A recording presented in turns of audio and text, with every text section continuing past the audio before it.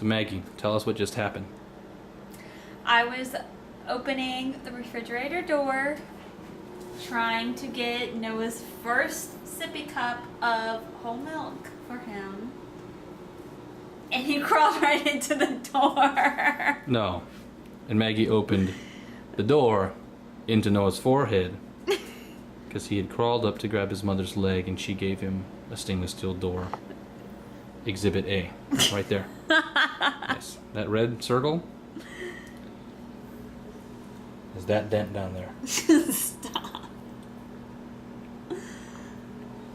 I believe her intentions are good. My intentions are good. Her technique obviously I'm is trying flawed. to make his head as hard as possible. Yes. See, it makes it all better. Luckily, you have shiny jewelry to distract him. It works with every guy. He didn't even cry or say a word, so. No. Shiny jewelry distracts every guy? No. What kind of guys do you know? I was gonna say what else distracted him, but.